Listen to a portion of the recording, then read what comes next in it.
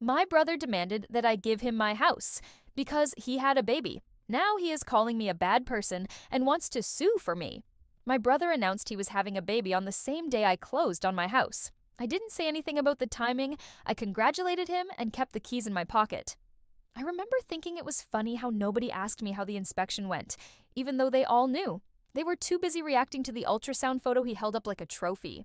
His girlfriend sat next to him, silent, holding her belly like she was shielding it from us. My mom was already planning the nursery. My dad called him the man of the hour. I stood by the sink and drank the last of the lukewarm champagne by myself. No one offered a refill. I moved into the house without help. My boyfriend said he had work, and I believed him. I rented a truck and dragged everything in alone. I didn't complain. I liked the silence. The house wasn't big, but it was mine. I'd saved for 6 years. I'd done all the paperwork. I'd stayed in during holidays to avoid spending. I didn't ask for anything. I didn't brag about it either. I posted one photo of the keys and didn't say a word after that. I didn't think it was a big deal to anyone but me.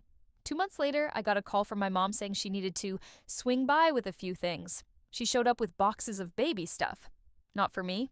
She said she didn't have space to store it at their place, and my brother's apartment was just temporary. I asked her what that meant, and she said not to worry.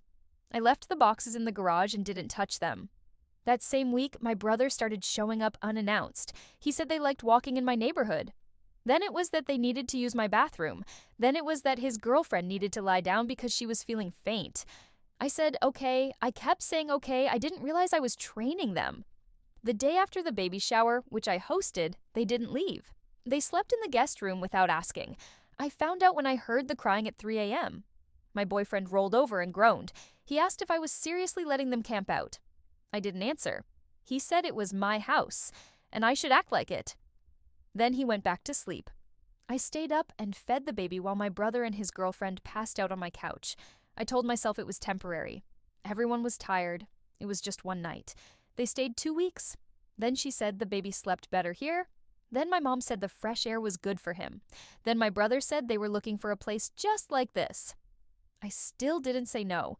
I was working from home and barely leaving my room. I told myself it was fine. I told myself I was being generous. Then the texts started. Not from them, from my dad.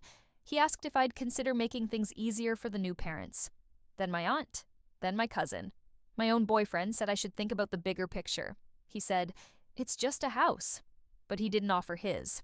I finally snapped when I walked into my kitchen and found my name scratched off a food container I'd labeled. In marker, I'd written, "Do not touch." It was gone. The container was in the sink, empty. My brother walked in and said, "Oh yeah, I think she ate that." I looked at him. He laughed like it wasn't a big deal. That night, I told them they needed to leave by Friday. I said I needed space. I said it clearly. My brother stared at me like I'd hit him. My mom called me the next day and asked what was wrong with me. That Friday, they didn't leave. I came home from a work meeting and found my brother on my porch with a list of demands. Not suggestions, demands. He said it made sense for me to sign the house over to him, since I didn't have a family yet. He said the baby needed a backyard. He said his name was already on some of the mail. He said he could offer me a few thousand if that made it easier. I laughed and walked inside. I didn't even bother responding. My boyfriend asked why they were still here. I told him to leave too if it bothered him that much.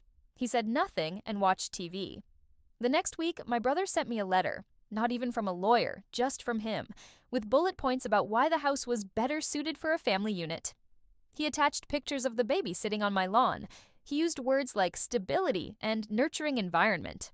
I forwarded the letter to my boyfriend. He replied with a thumbs up, no comment. I read the letter 5 times. I didn't cry. I printed it and folded it and put it in a folder labeled ridiculous. The turning point wasn't dramatic. I came home one night and the crib was back in the guest room. I didn't know when they brought it in. I stood in the hallway and counted the items that weren't mine.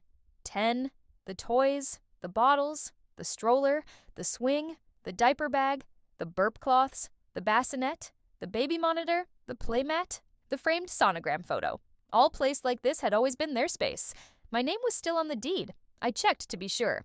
I made calls that night. Real estate attorney, locksmith, friend with a spare room. The next morning I asked my boyfriend what he thought about everything.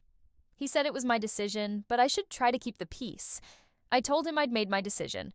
He said nothing and walked out. He didn't come back. My brother stayed another week. Then I changed the locks. They moved back in with my parents. The crying didn't stop. Not from the baby, from everyone else. My mom said I'd embarrassed the whole family. My dad stopped responding to my texts. My brother posted something vague about betrayal. People messaged me asking what happened. I didn't reply. I went to work. I paid my bills. I kept the lights on. My boyfriend messaged me once to say he'd left something behind. I told him I'd donate it. He didn't respond. My brother called me that month 17 times. I answered none of them. I still have the folder. I still have the letter. I keep it in the drawer under the lease agreement with my new roommate. I thought that would be the end of it. They were gone, the locks were changed, the noise stopped. I told myself it was handled. But it wasn't. That was just the opening act. My brother didn't move on. He made it his full-time job to make sure no one else did either. The first sign was the group chat, the family one. I got removed. I didn't even notice at first until I checked to see what time dinner was supposed to be and saw it was gone. I texted my mom and she said they'd made a new one. She didn't say why. She didn't add me back. She said it would just cause tension. I screenshotted it and stared at it. Then I deleted the thread. I didn't text again. Then came the wedding. Not mine, my cousin's, big event. Everyone expected to see everyone. I RSVP'd and booked a hotel. My plan was to show up, eat, dance a little, leave early. Instead, the moment I walked in, people were looking at me like I was the problem. Not with glares, just that fake sympathy that's worse than anger. A few hugs felt too long. Some aunts asked if I was okay, like I'd just lost a job or got out of rehab. I walked over to the table with my name on it and saw it was the farthest one from the dance floor. I knew my brother had already gotten to them. He was sitting with the family, laughing like nothing had happened. His girlfriend wasn't even holding the baby. My mom was. I didn't say anything. I got my plate and sat down. My dad came over once to say hi. He looked tired. That's all I remember. He didn't ask about the house. He didn't mention the letter. He didn't ask where my boyfriend was. He just said hi, then left. I left before the cake was cut. After that, I stopped getting invited to things. My mom said it was better for everyone if we had some space. She called it a cooling off period. My brother started posting family pictures that looked like I'd died. Everything was first Christmas, first tooth, first time crawling, my house in the background, my lawn, my porch, my old patio furniture. He used those photos like proof that I was supposed to give up what I worked for, like it belonged to them already, and I stole it back. A few weeks later, I found out they tried to apply for daycare using my address. They listed it as their permanent residence. The school sent mail addressed to them. That's when I realized it wasn't just about guilt. They were still pretending like it was their place, like I'd been a guest in my own home. I called the daycare, told them they didn't live there. They said thank you and hung up. I never found out what happened with their application. I kept getting things in the mail. Baby formula, coupons, pediatric appointment reminders. My name wasn't on any of it, just the address. I called the post office and asked what I could do. They said to mark it return to sender. That was it. I wrote it on every envelope and dropped them back in the box. I did it without thinking. I started doing it the second I got home, like a routine. Toss keys, open mail, return their life to sender. The worst part wasn't the mail or the silence. It was what my brother said to my roommate. I found out through her. They ran into each other at the grocery store. He asked if she liked living in his house. Said it like a joke. She told me while we were doing dishes. She thought it was funny. I didn't. I stood there, staring at the sink, thinking about how he really believed it, how he actually convinced himself it had been his all along. Then came the fundraiser. My cousin was throwing one for her kids' school. She invited everyone, said it was for a good cause. I didn't want to go, but my roommate said we should. She offered to come with me, just for support. We showed up, dropped money in the jar, got a drink, stood by the wall. 5 minutes in, I saw him. My brother. He was walking toward us, smiling, holding his phone. He asked if we could take a picture for the family album. He said it in front of everyone like we were fine. I didn't move. I said no, just no. Not even loudly. He blinked. My mom walked over and told me I was being dramatic, said it was just a photo, said I didn't need to keep punishing him. I turned to my roommate and told her we were leaving. My mom called after me, said I was turning my back on family. I kept walking. I didn't say a word. That night, my brother sent me an email. It said I was tearing this family apart. He said I'd chosen my pride over blood. He said the house had been a symbol of our unity and I ruined it. He signed off with, "We still love you." I didn't reply. I printed it and added it to the folder. My roommate asked if I ever missed them. I told her I didn't know. What I missed wasn't real. It was the version of family I thought I had. Before they turned my savings into a moral test, before they acted like a baby changed the rules, before my boyfriend watched it happen and said nothing, I still saw them sometimes. At events, in photos, through other people. But they stopped seeing me. To them, I was selfish, cold, a traitor. That's the word they kept using. Traitor.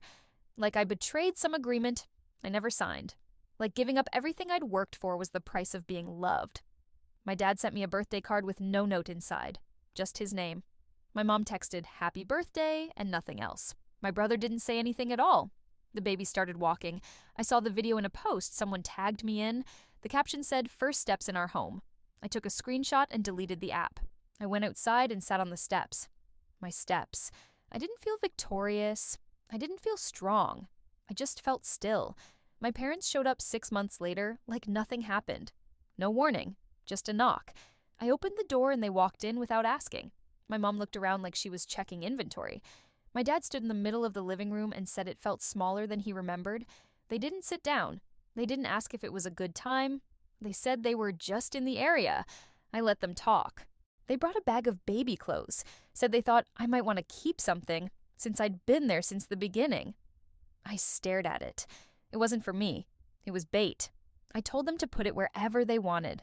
My mom set it on the kitchen counter like a trophy. My dad asked if I was seeing anyone. I said no. He nodded, like that explained everything. My mom asked if I ever thought about the future. I didn't answer. She said it must get lonely. I still didn't answer. Then she said the thing I knew was coming. She said maybe it was time to move on. Maybe the house had served its purpose. Maybe it was holding me back. I asked her what she meant. She said my brother and his girlfriend were still looking for something and hadn't found anything that fit the way this place did. I looked at my dad. He didn't look back. She said maybe I could consider giving them another chance. Not just them, the whole family. She said I'd been very rigid about the whole situation. I asked her if they were offering to buy it. She said no, they couldn't afford that. I asked if they were offering rent. She said that was complicated. I asked what exactly they wanted me to do. She said they were just hoping I'd be open to conversation. I told her I wasn't. She asked if I was really going to hold a grudge over one misunderstanding. I didn't respond. I opened the front door and waited. My mom said she didn't raise me to be heartless. I said nothing. My dad followed her out. They didn't come back. Not for a long time. But the guilt didn't leave with them. That part stayed. Every holiday, I waited for the call that didn't come. Every time the baby hit a milestone, I got tagged in a post I wasn't supposed to see. I wasn't invited to his first birthday. I wasn't invited to my brother's engagement party. I wasn't invited when my cousin had her baby shower and everyone else posted matching pictures.